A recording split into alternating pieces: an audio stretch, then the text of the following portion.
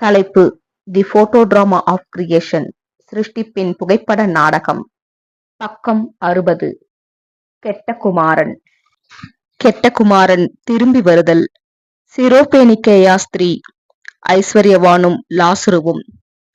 கெட்ட குமாரன் ஓமையில் வருகிற மூத்த சகோதரன் வேத பாரகரையும் பரிசேயரையும் வேத சாஸ்திரிகளையும் குறிக்கின்றார். ஆவிக்குரிய ஸ்லாக்கியங்களை அலட்சியப்படுத்திய ஆயக்காரரும் பாவிகளும் தங்கள் தகப்பனுடைய வீட்டிலிருந்து பிரிந்து போன கெட்ட குமாரராக இருந்தனர். மனம் திரும்பி வரும் கெட்ட குமாரனிடம் தேவனுடைய அணுகுமுறை எவ்வாறு இருக்கும் என்பதை இயேசு காட்டுகின்றார். அப்படியாக மனம் திரும்பி வருபவர்களுக்கு அவர் ஒரு விருந்தை, அதாவது அவர்கள் விரும்பினால் அனைவருடனும் பகிர்ந்து கொள்ளக்கூடிய ஓர் ஆசீர்வாதத்தை வழங்குகிறார். இயேசுவின் இந்த செய்தியை ஏற்றுக்கொண்டவர்களில் அநேகர் உயர்ந்த ஸ்தானத்தில் இருப்பவர்களோ ஞானிகளோ பிரபுக்களோ இல்லை. மாறாக பிரதானமாக மனம் திரும்புதலுக்கு ஏதுவான கெட்ட குமாரராகவே இருந்தனர். இதே கருத்தைத்தான் ஐஸ்வர்யவானும் லாசருவும் என்ற உவமையும் விளக்குகின்றது. யூத தேசமே அந்த ஐஸ்வர்யவான்.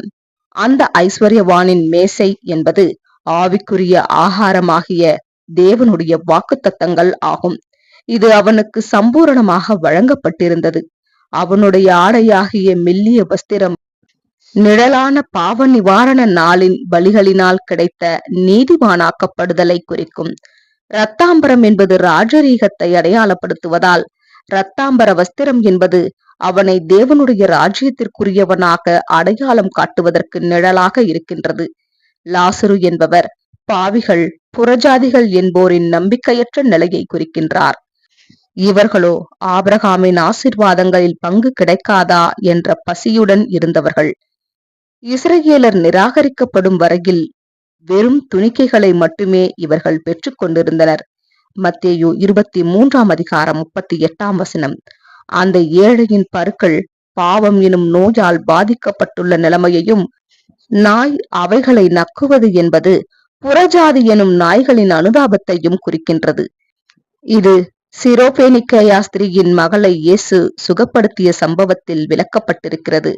அவள் ஒரு யூத ஸ்திரீயாக இல்லாத காரணத்தால் பிள்ளைகளின் அப்பத்தை எடுத்து நாய்க்குட்டிகளுக்கு போடுகிறது நல்லதல்ல என்று சொல்லி இயேசு அவளுக்கு உதவி செய்ய முதலில் மறுத்தார்.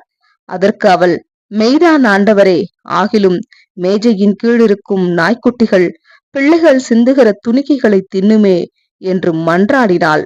பின்பு இயேசு அவளுக்கு தேவையான துணிக்கையை தந்தார்.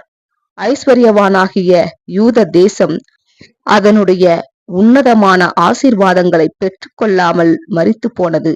ஒரு தேசமாகவே ஹேடஸில் நித்திரையடைந்தது. மீண்டும் உயிர்ப்பிக்கப்படுவதற்காக காத்திருக்கின்றனர். ஆனால் தனிப்பட்ட முறையில் யூதர்களோ ஒரு மகா உபத்திரவ காலத்திற்குள்ளாக கடந்த 18 நூற்றாண்டுகளாக போய்கொண்டிருக்கிறார்கள். இதுவே அக்கினி என்று அடையாள பாஷையில் சொல்லப்பட்டிருக்கிறது. லாசருவும் தன்னுடைய தயவற்ற நிலையிலிருந்து மரித்து ஆபிரகாமின் பிள்ளையாக அவரது மடியில் காணப்பட்டார். இப்படியாக புறஜாதிகள் ஆபிரகாமின் சந்ததியாகவும் ஆபிரகாமுக்கு அளிக்கப்பட்ட வாக்குத்தத்தத்தின் ஆவிக்குரிய பாகத்தின் சுதந்திரவாளிகளாகவும் ஆனார்கள். கலாத்தியர் 3:29. ஆமேன்.